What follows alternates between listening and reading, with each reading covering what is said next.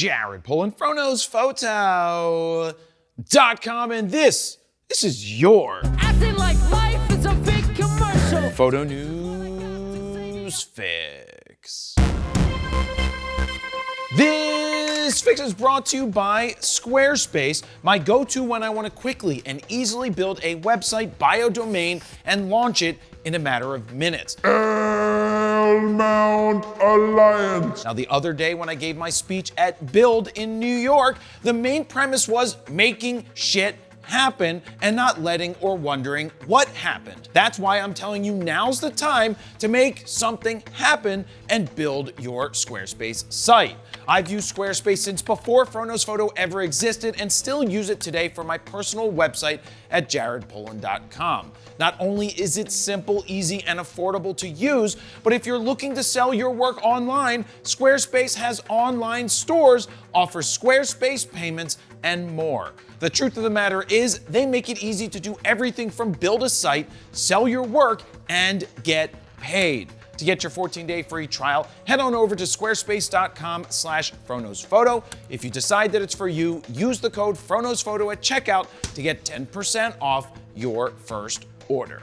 First up, I want to thank everyone who I met at Build Expo over the last few days, as well as thank everyone who attended my talk both in person and around the world. We will be putting that talk up in its entirety at a later date, so you can enjoy it if you missed it. Get over there! All right, on to the news. Instagram is rolling out a feature that will let you rearrange your grid. That means you can curate your photos and videos to fit whatever aesthetic you're going for. I guess that also means you can kind of set up Instagram more like a portfolio, since you can add 20 photos to a carousel, though not full frame or a mix of verticals or horizontals, because I don't know why you can't mix those in those 20 shots. You will have a little bit more control, but hey, if you really want to put together a portfolio, get a Squarespace site. Just threw that in there, squarespace.com/FronosPhoto. It's unauthorized clickbait. Now, I don't know how this is going to affect new posts just yet. Will they show up in your feed like they've always done, or will they be pushed down lower? Now, I personally have never cared about the aesthetic of my feed, probably to the detriment of the experience, but I'd rather spend my focus somewhere else. Watching Spanked Revision. What's your thoughts on this new feature rolling out? Good, bad, indifferent? Let me know down below.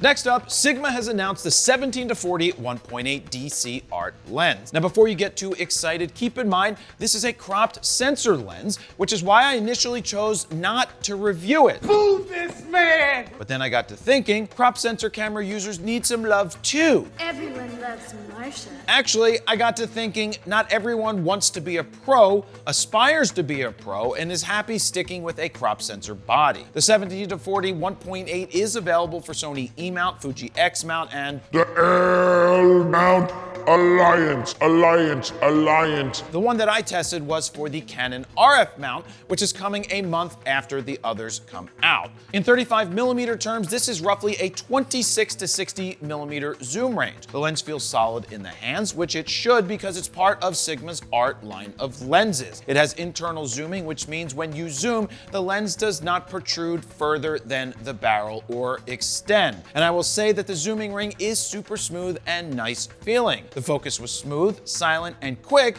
and in my real-world usage on the Canon R7, everything looked sharp, colorful, and solid, except for when I took bad pictures. Duh. Based on its zoom range, this is what I would consider a kit lens, meaning as your first or only lens, you can do some solid general work. You got a little bit of wide and you got a little bit of zoom, so you can do the portraits and you can do the landscapes and group shots as well. The one drawback to such a solid lens is Oh shit, what? its price. It's priced at $919 in the US, which is a lot of money to spend on a lens that can't grow with you if you decide to go full frame. But Fuji shooters, you don't have to worry about that because you don't have full frame cameras.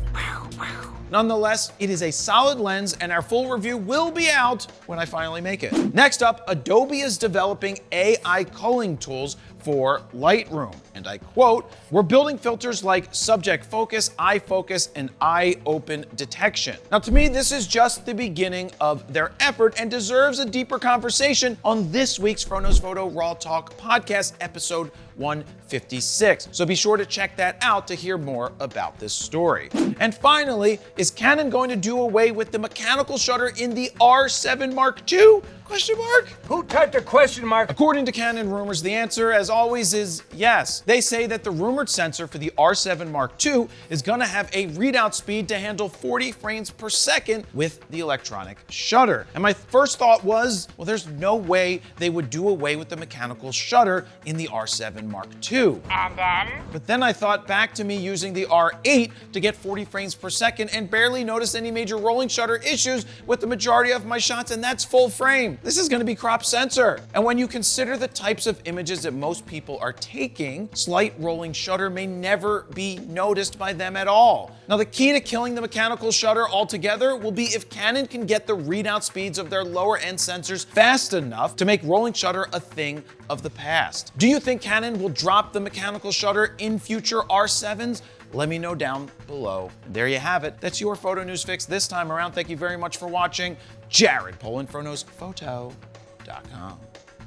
See ya.